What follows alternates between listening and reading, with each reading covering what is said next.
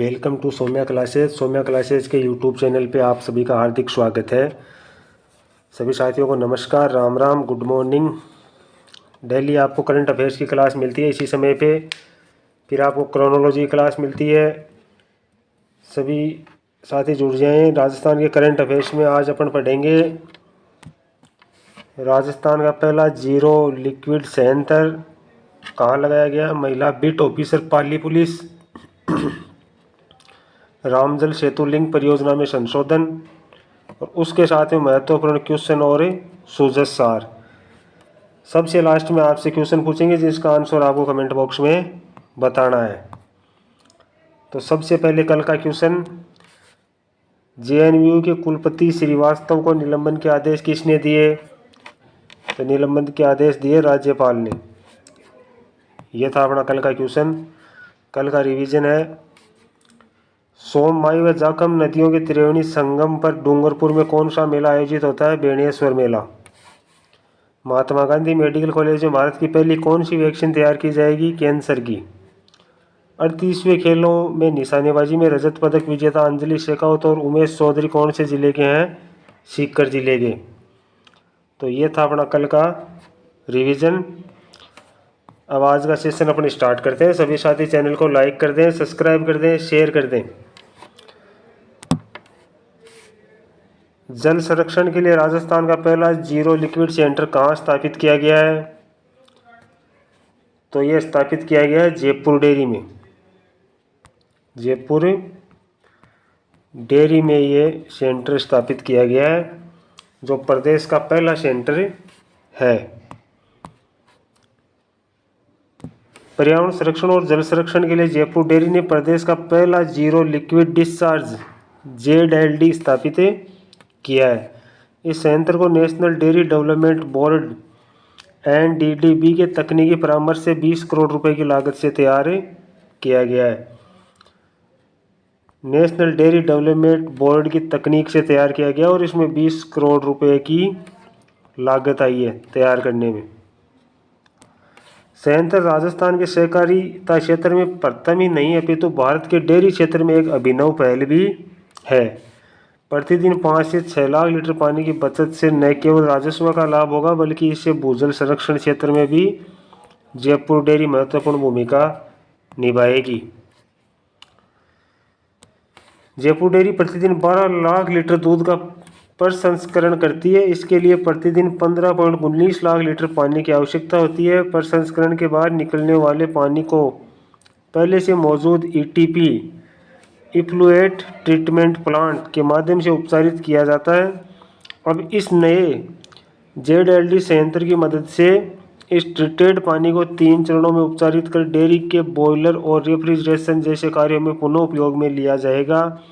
यह अत्याधुनिक तकनीक हर दिन 6.5 लाख लीटर और प्रति वर्ष 24 करोड़ लीटर पानी बचाने में सहायक होगी। मतलब सीधी सी बात है कि इससे पानी की बहुत ज़्यादा बचत होगी। जल संरक्षण और वित्तीय लाभ, इससे जल संरक्षण और वित्तीय लाभ क्या होगा?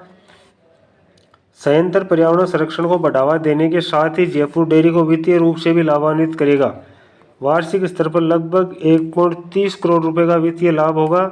शहर के 2 लाख लोगों के लिए जल की उपलब्धता सुनिश्चित करने में मदद करेगा। शहर के 2 लाख लोगों को इस तकनीक के माध्यम से जल उपलब्ध हो पाएगा। नेक्स्ट है, महिलाओं को शोषण प्रताड़ना से बचाने के लिए पाली पुलिस ने कौन सी विंग तैयार कर रखी है? महिला बिट ऑफिसर।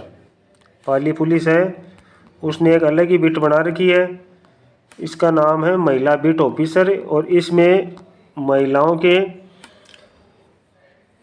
की जो भी समस्याएं हैं उनके लिए अलग से बिट बना रखी है, जिसमें महिलाओं का समस्याओं का समाधान होता है। इसमें पाली पुलिस का ये नवाचार महिलाओं और बेटियों के लिए सुकून भरा साबित हो रहा है। इसमें न कानून का सहारा लेना पड़ रहा है और न ही बदनामी हो रही है। कई महिलाएं होती हैं, उनके साथ में शोषण होता है, अत्याचार होता है, लेकिन वो बदनामी के डर से कि परिवार में लोग क्या कहेंगे, समाज में लोग क्या कहेंगे, सबको पता चलेगा, इस डर से वो पुलिस थाने में नहीं जाती है और सहन करती रहती है। तो उनके लिए ये विशेष तौर से है। वो उन महिलाओं के लिए महिला पुलिसकर्मियों को अपनी समस्या बताने पर उनका समाधान मिल रहा है। महिला पुलिसकर्मी होती है, ये निश्चित कर रखी है 50 और अलग अलग बिट में उनको लगा रखा है।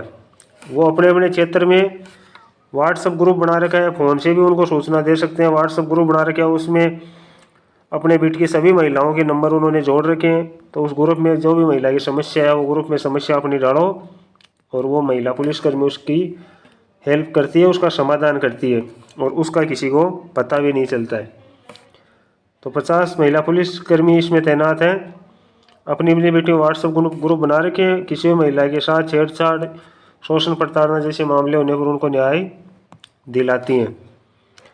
नेक्स्ट है, रामजल सेतु लिंक परियोजना के तहत प्रदेश के 17 जिलों को कितना पानी मिलेगा। रामजल सेतु जो लिंक परियोजना है, उससे अपने प्रदेश में 17 जिले लाभान्वित होंगे। और ये अभी बुधवार को नई दिल्ली में दोबारा इस पे मीटिंग हुई है, जिसमें मध्य प्रदेश, राजस्थान के जो अधिकारी हैं उनको शामिल किया गया है और इसमें कुछ संशोधन किया गया। उन संशोधन के तहत अब राजस्थान में 4102.60 MCM पानी राजस्थान को दिया जाएगा। 17 जिलों में 4102.60 MCM पानी दिया जाएगा। MCM का मतलब मिलियन क्यूबिक मीटर पानी 17 जिलों में प्रदेश में दिया जाएगा। 12 फरवरी 2025 को नई दिल्ली में जल शक्ति मंत्रालय की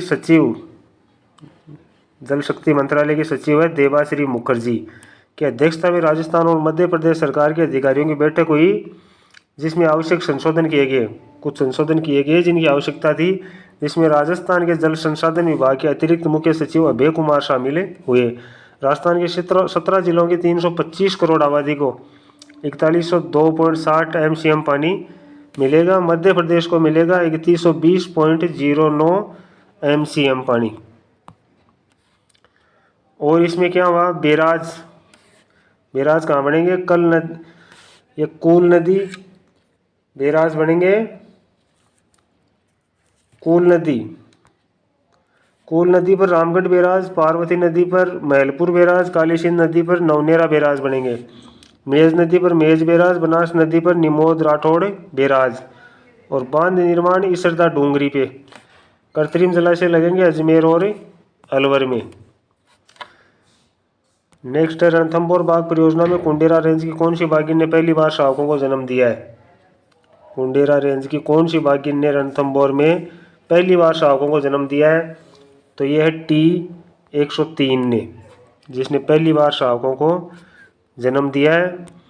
रणथंभौर में कुंडेरा रेंज की बाघिन T103 ने पहली बार 2 शावकों को जन्म दिया है। जन्म की खुशखबरी को वन मंत्री है संजय शर्मा, उन्होंने भी फेसबुक पे इस जन्म की खुशी को शेयर किया है। बाघिन T103 बाघिन T73 की संतान है और इसकी उम्र करीब 8 से 9 साल है।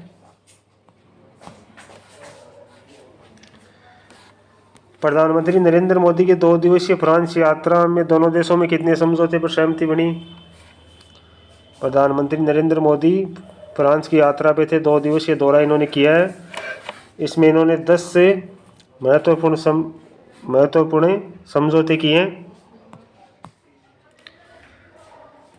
26 रफाल लड़ाकू विमानों की आपूर्ति अंतिम चरण में है। फ्रांस से जो 26 लड़ाकू विमान भारत ले रहा है, उनकी आपूर्ति अंतिम चरण में चल रही है, मतलब मिलने वाले हैं। इसके अलावा मोदी ने मैक्रो को भारतीय Pinaka multi launch artillery rocket system खरीदने की पेशकश भी की है कि ये रॉकेट सिस्टम आप खरीद सकते हो और इसके बारे में आप भारत में आके जानकारी और ज़्यादा ले सकते हो। इसके साथ में है अपना सुजय सार एएमओ क्रियान्वयन की द्वितीय समीक्षा बैठक। एएमओ जो हो रहे हैं उनकी क्रियान्वयन उसमें क्या चल रहा है, उसकी द्वितीय समीक्षा बैठक हुई है। मुख्यमंत्री की प्रतिबद्धता से क्रियान्वयन में रिकॉर्ड प्रगति हुई है। 2 महीने के रिकॉर्ड समय में 1.66 लाख करोड़ रुपए के एएमओ धरातल पर उतरना शुरू हो, भूमि आवंटन के प्रकरणों की मॉनिटरिंग हो, अन्य स्वीकृतियों का सरलीकरण हो। मुख्यमंत्री के विजन से एएमओ क्रियान्वयन में रिकॉर्ड प्रगति। मुख्यमंत्री एएमओ से रिकॉर्ड प्रगति। ये था अपना सूजत सार। ये क्वेश्चन जिसका आंसर आपको कमेंट बॉक्स में बताना है। संसद की कार्रवाई में हाल में कितनी नई भाषाओं को सम्मिलित किया गया है? कितनी नई भाषाओं को संसदीय कार्रवाई में और शामिल है अभी किया जाएगा? इसका आंसर आपको कमेंट बॉक्स में बताना है। आज के लिए इतना ही। धन्यवाद। जय हिंद, जय भारत।